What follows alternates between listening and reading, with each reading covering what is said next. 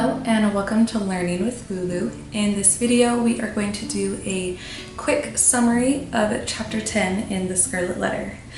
Now chapter 10 is titled The Leech and His Patient, and as we quickly discussed in the last chapter summary video, the term leech is an epithet that people often used for doctors of the time because of their use of leeches in drying out disease.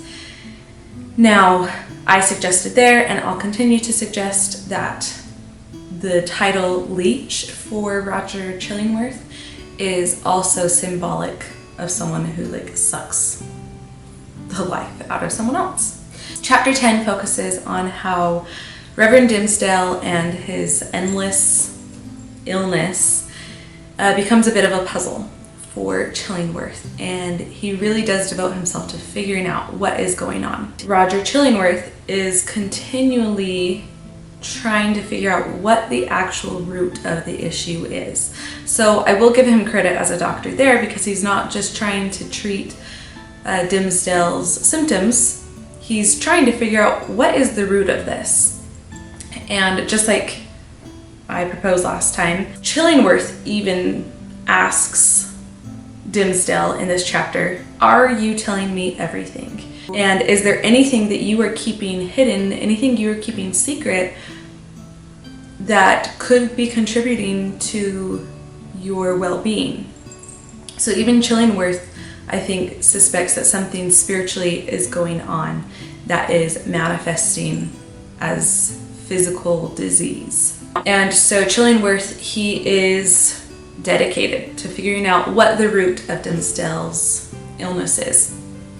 And he delves really deeply and asks him very, I would say, vulnerable questions is essentially, I think, what it kind of communicates in this chapter.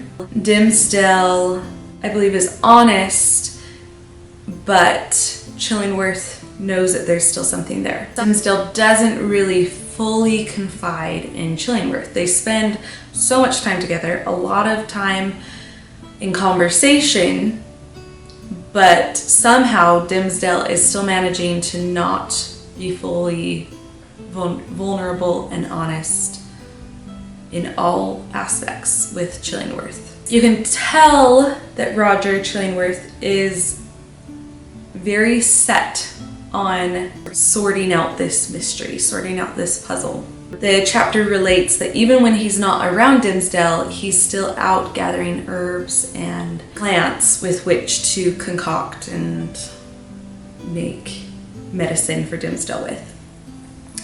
And one particular plant, it becomes a little bit of focus in the chapter as the narrator narrows in. And he's got a plant with, I think it says black leaves. And Dimmesdale is with Chillingworth and he sees this and he asks him about it because it's unusual, he's not familiar with it.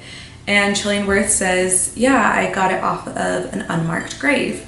And it was growing out of the heart of the person who was buried there. Not literally, the person is below ground, but he describes its placement as coming out from where he imagines the buried person's heart would be. Chillingworth, I think we can assume what he is sorting out, because he starts to say a lot of leading things and making a lot of leading questions. And he tells Dimmesdale, he's like, yeah, I think this dark, unusual looking plant growing out of the heart of this buried man's soul, his body, I think it is the result of an unconfessed sin. Not outright, but a little bit, he's starting to say sins should be confessed.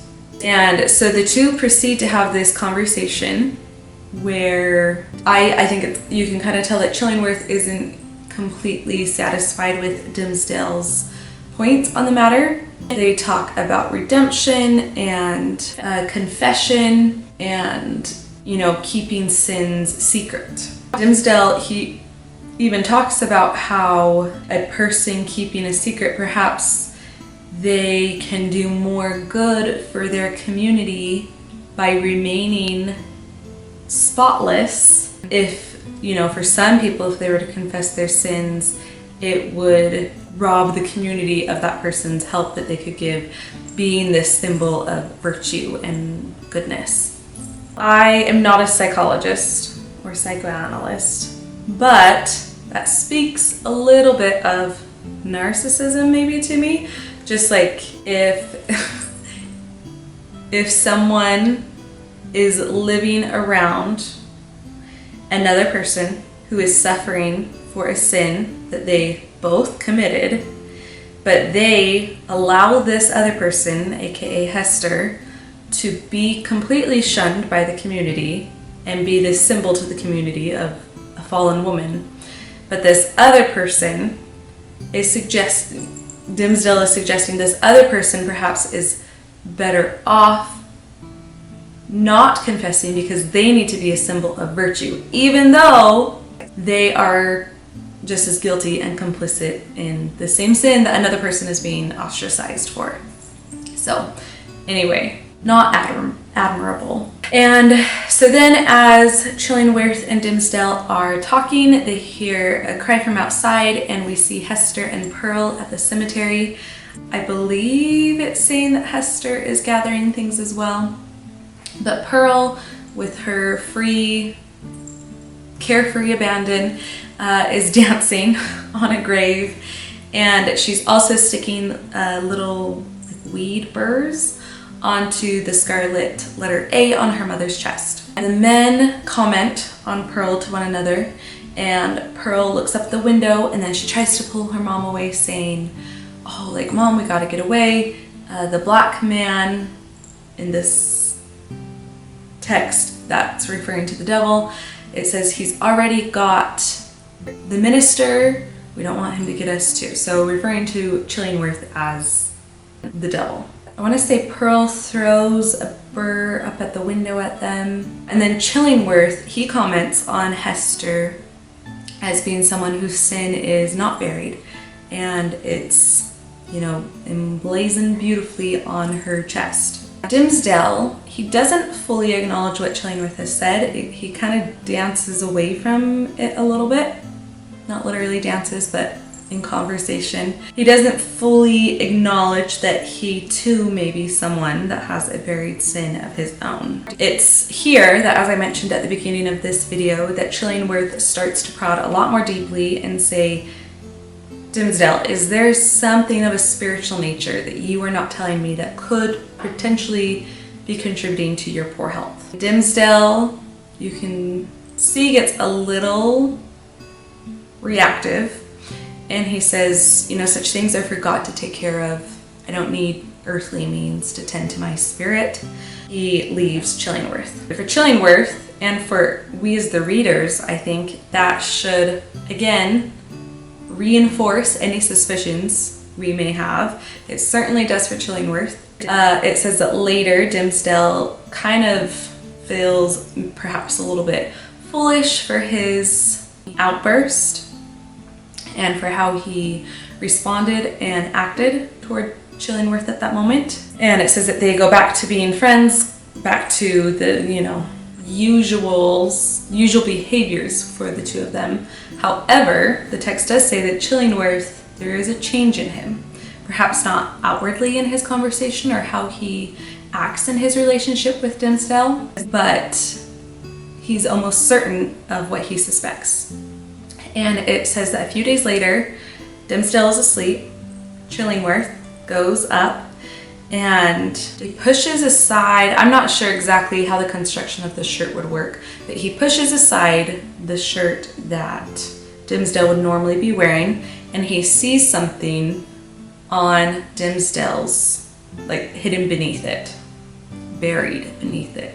It doesn't tell us what Chillingworth sees, but it says he is ecstatic. Essentially, I'll just tell you this, his suspicions are entirely confirmed now. And I want you, as a reader, to just think about the placement of what Chillingworth is looking at, the whole conversation about buried and hidden sins, and all of the interactions between especially the four characters Hester, Pearl, Chillingworth, and Dimmesdale up until this point. So with all that said, I'll leave you on that little cliffhanger because the following chapter will proceed from there. I hope this video comes in useful to you. Please comment your thoughts on this chapter down below. What do you think Chillingworth saw on Dimmesdale's chest? Yeah, what are your thoughts on part of the theme of this chapter being that physical ailments may be physical manifestations of metaphysical or spiritual things. So what are your thoughts on that? And then of course, subscribe to the channel, like this video, and share with others that you know may benefit. And keep coming back for hopefully more of this valuable ELA content. Thanks for watching. Bye.